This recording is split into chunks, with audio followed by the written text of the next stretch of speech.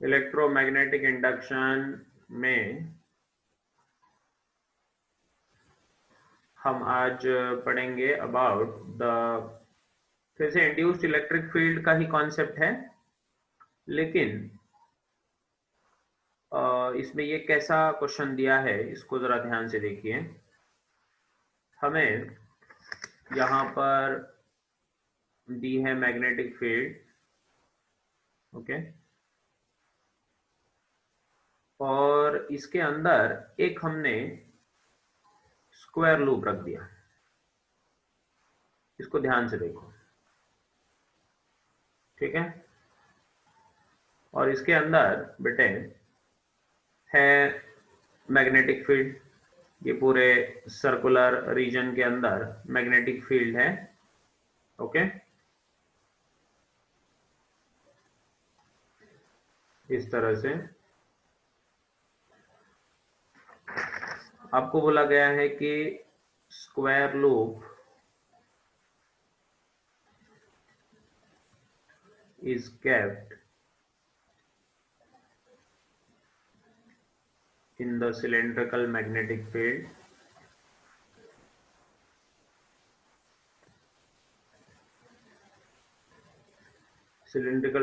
field में रखा हुआ है if dB by dt rate of change of magnetic field जो है वो अगर कांस्टेंट है and resistance of square loop, इस स्क्वायर लूप का रेजिस्टेंस है R, तो आपको पूछा है कि find number 1 current in the loop,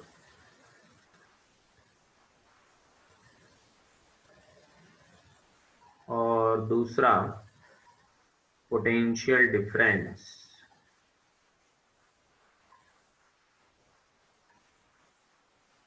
across one side.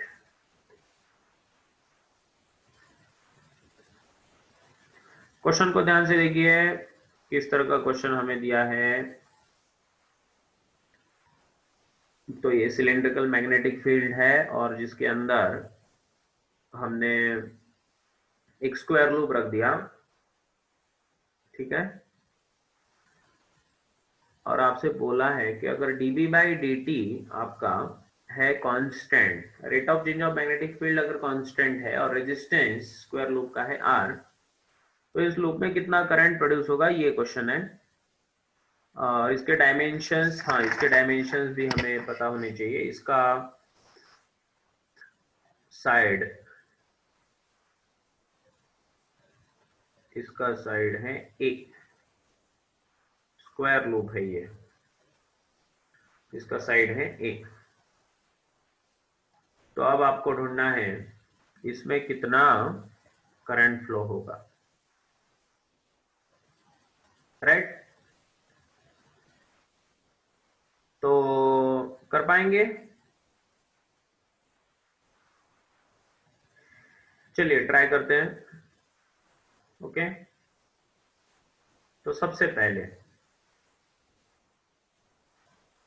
पहली बात तो ये है कि भाई इसमें इंड्यूस्ड इलेक्ट्रिक फील्ड जो बनेगी वो कैसे बनेगी, ये हमें तय करना होगा। So due to changing magnetic field जो बदल रहा है यहां पर, तो चेंजिंग मैग्नेटिक फील्ड के कारण यहां पर इंड्यूस्ड इलेक्ट्रिक फील्ड तैयार होगी।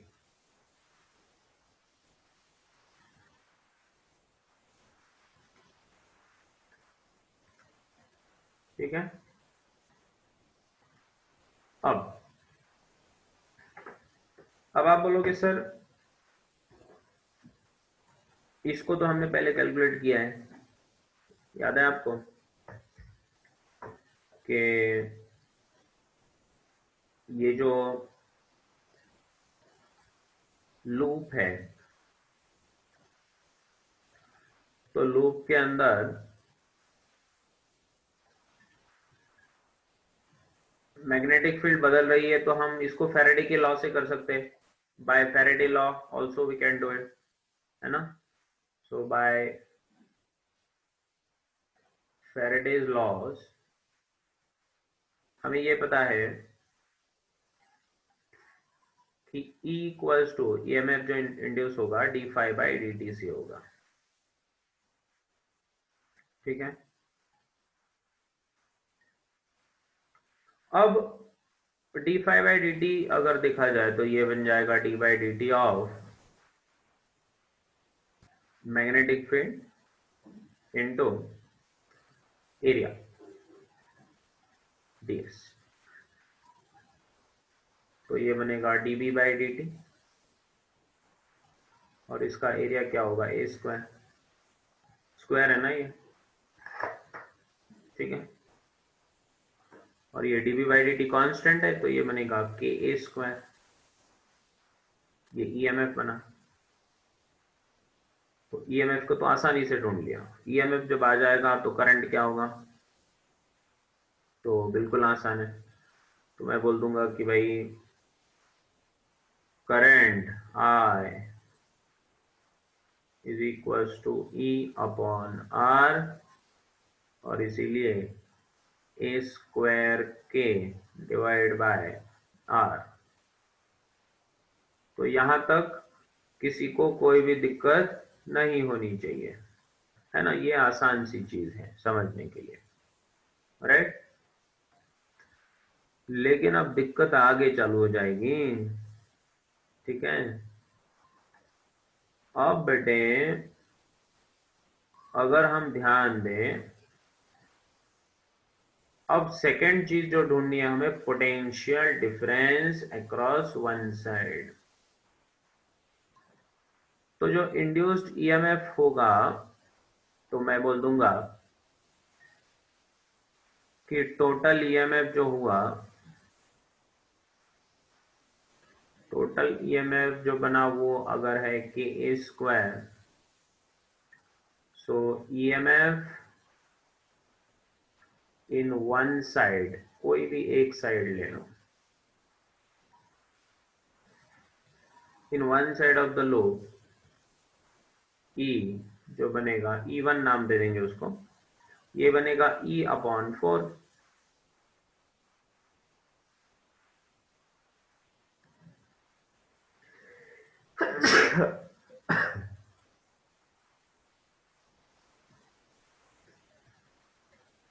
तो ये बनेगा के ए स्क्वायर बाई 4। क्लियर। एक साइड के लिए हुआ। अब किसी एक साइड को ले लो।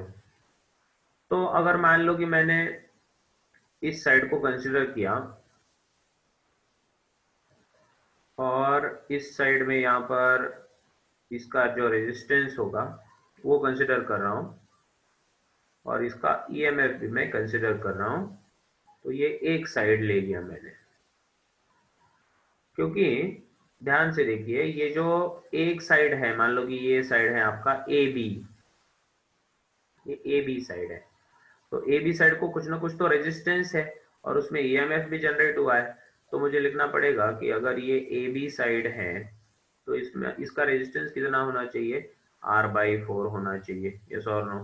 और इसमें ईएमएफ जो जनरेट हुआ वो कितना होना चाहिए, ए स्क्वायर के बाय 4, इतना होना चाहिए।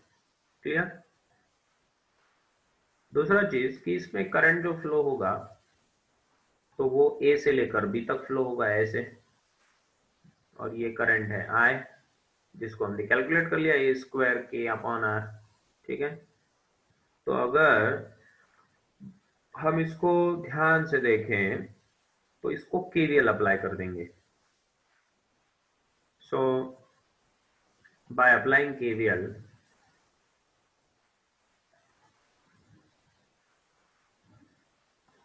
अगर हम केवीएल को अप्लाई कर दें, ठीक है, तो VA से शुरू करते हैं। सो VA potential at A minus, आगे चलना है R/4 में करंट हमारा पीछा कर रहा है इसलिए माइनस I इंटू R/4। फिर पहुंचे हम बैटरी में, बैटरी हमें सपोर्ट कर रही है, कितनी है बैटरी, E1 A²K/4 या वही KA²/4, ठीक है, and that should be equals to VB potential at B, ठीक है। तो मैं बोल सकता हूं कि VA माइनस VB जो बनेगा तो वो बनेगा IR/4 प्लस A²K/4। अब I क्या है, I देखो ये A²K/R है, A²K/R into R/4 plus A²K/4, इसमें R और R कैंसिल, ये बीच में माइनस आएगा, है ना।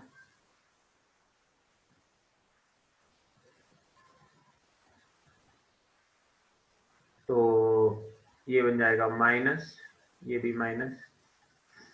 तो अगर देखा जाए तो A²K/4 माइनस A²K/4 दोनों कैंसिल हो गए ना, आंसर आ गया 0।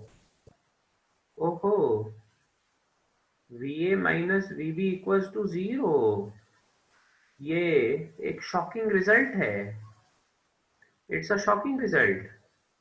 क्यों भाई, है ना, ये शॉकिंग रिजल्ट क्यों है, क्योंकि जहां पर पोटेंशियल डिफरेंस 0 आ रहा है वहां पर करंट फ्लो कैसे हो सकता है यार, है ना। तो आप बोलोगे sir this is a shocking result, है ना, कि जहां पर पोटेंशियल डिफरेंस ही 0 है वहां पर करंट आखिर फ्लो कैसे हो रहा है।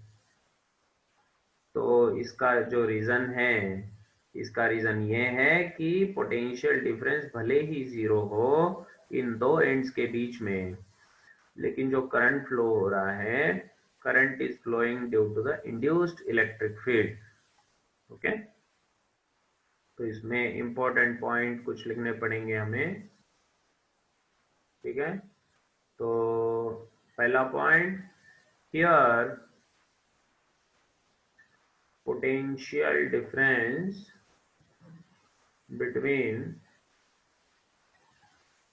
any side is 0, but current is also flowing, current is also flowing, है ना। लेकिन करंट क्यों फ्लो हो रहा है, current flow is due to induced electric field. तो इंड्यूस्ड इलेक्ट्रिक फील्ड के कारण करंट फ्लो हो रहा है, ना कि पोटेंशियल डिफरेंस जनरेट होने के कारण, ठीक है। जो करंट यहाँ पर फ्लो हो रहा है it is due to the induced electric field. Induced electric field में पोटेंशियल डिफरेंस का कोई मतलब ही नहीं होता, ये हमने पहले भी देखा है। इंड्यूस्ड इलेक्ट्रिक फील्ड में पोटेंशियल डिफरेंस का कोई मतलब ही नहीं होता, और इसीलिए हम कह सकते हैं, इसीलिए कि भाई आपका जो करंट फ्लो हो रहा है, so that is due to induced electric field.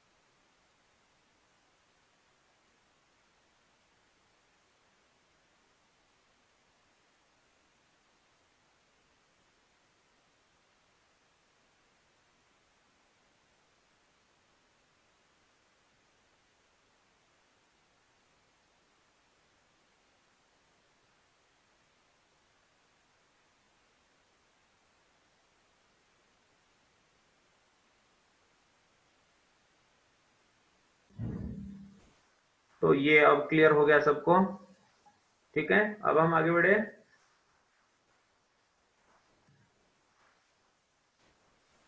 तो अब